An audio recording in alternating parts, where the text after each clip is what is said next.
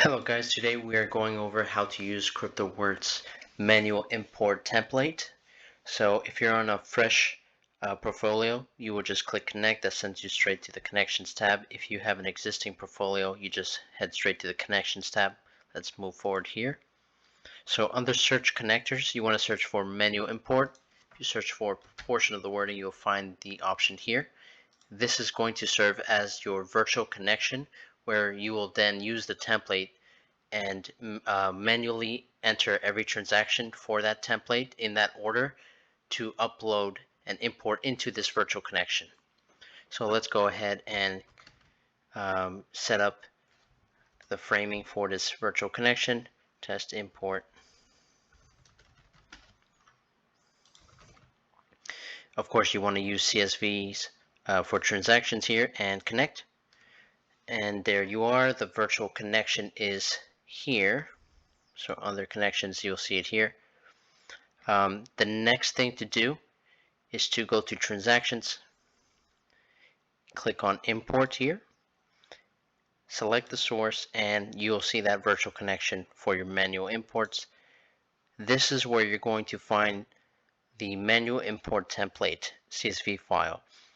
You want to follow the template when you enter your transaction data manually from your different sources before you upload and import the transactions onto Cryptoworth. So let's go ahead and click on the template file.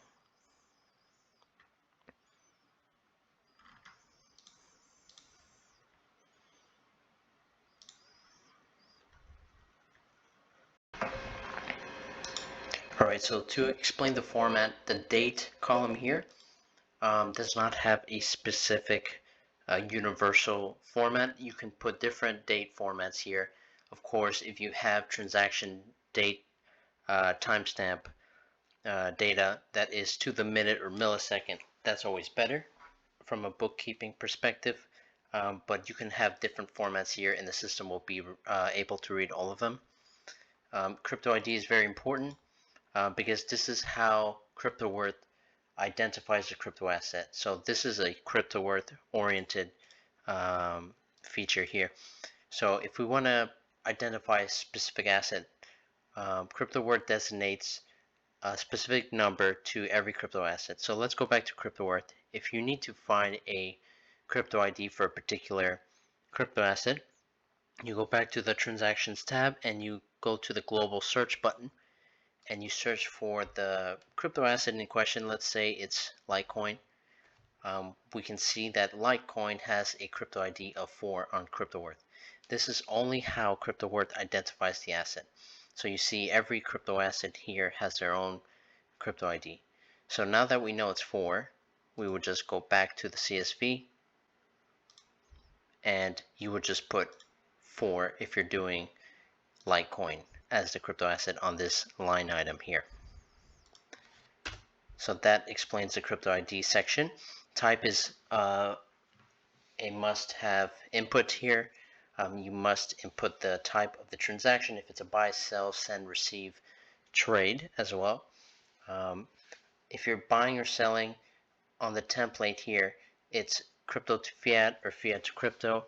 If it's a trade, let's say it's a trade type, every trade transaction has 3 line items on the template. The first crypto asset that you're trading, the second crypto asset, and then the associated fee to that transaction. Usually it's the exchange fee. So we'll be able to show you an example of that in a moment.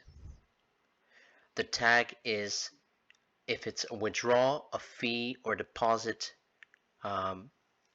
that will go in hand with the transaction type. The amount one. So that is the first part of the transaction. So if it's fiat to crypto, then you would have one line item here. Here we have 10,000 USD for 10 Bitcoin, and then we have the fee inputted here. And then you need to have the fee currency if you have a fee. So here we have transaction hash. This is not obligatory. You can upload transactions without the hash. However, of course, from a data entry perspective, you definitely want to have more data. The more the merrier. So transaction hash, if you have it, you input it here. To and from wallet address as well. That's important. Optional, but definitely helpful if you have it. If you want to, you can even set up a classification ID. So if you have classification set up, you can label the classification, let's say internal transfer, um, expenses, marketing expenses, if you wanted to get into very fine detail. To get the classification ID for the classification ID column, you want to head to Accounting, Classifications. Every time you create a new classification, it'll have its own designated classification ID, which is the numbers here. So in this case, internal transfers, if I have an internal transfer classified transaction that is manually inputted into the CSV, then I want to put this number here, the internal ID of this classification, onto that transaction line item.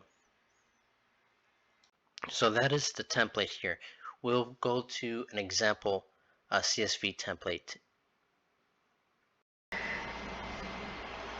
Alright guys, so this is an example of a filled out CSV template for Cryptoworth. You have the date, time, UTC column here. As you can see, we have different date formats. So don't worry about having the same exact format because the system can read different formats. Just a factor for convenience here. Crypto ID column, very important. We discussed this previously. Crypto ID is how the system reads and identifies the crypto asset in question.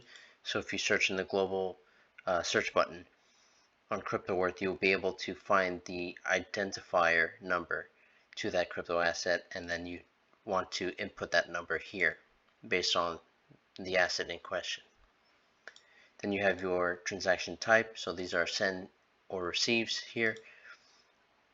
And then tag, there's many different transaction tags. There's trade, fees, deposit, withdrawals, there's even NFT sales and buys. So many different types of transaction tags, and you can always go back to Cryptoworth to see the different available tag types. And then amount 1 and then amount 2. So there's the 1 and then 1 type. 1 type, 2 type is just the ticker, and then you have amount 1, amount 2. So you want to keep it the same for the first asset, same for the second asset, and then the fee if it's a trade. So for the recording of transactions here, every trade that you have to record, there's 3 transaction line items because you have the first crypto asset in question, the second crypto asset that's being traded for, then you have the fee. The fee has its own line item when it's traded through, for example, an exchange like Binance or Bittrex. These are going to be your fees. Oftentimes they're paid in one of the cryptocurrencies that are being traded in or out of. So in this case, BET. So important to remember, if you have a trade to record, you have 3 different transaction line items here to input. If it's a send transaction from one wallet to another, then you would be looking at fees on the column here on the same line item. This is usually on-chain, or it could be off-chain. Sometimes exchanges charge fees when you withdraw. So that would be on the same line item. It's only for trades where each trade means 3 different line items to complete that one transaction. Alright, so that concludes amount 1, amount 2. Then you have fee currency. Of course, you have to record what currency the fee's in. If it's under the same line item, Then you have transaction ID. If you have the hash, always better to input that data. It's better to have it than to not have it, but not a requirement. Same thing with the to and from wallet. Always better if you have it. And then classification ID. If you want to bulk import transaction line items with their designated classification IDs, which are found on Cryptoworth. So when you create a classification on Cryptoworth, as we mentioned previously, every classification has its own ID. So if we recall, an internal transaction ID in our example was the number 373. So let's go to one of the sends that we have. Let's just choose one of these, withdrawal. So let's assume that this withdrawal was going from an exchange wallet to a software wallet internally. So let's say this is an internal transfer. So we would just go for classification ID and then 373. We will just put that number. That is the classification ID.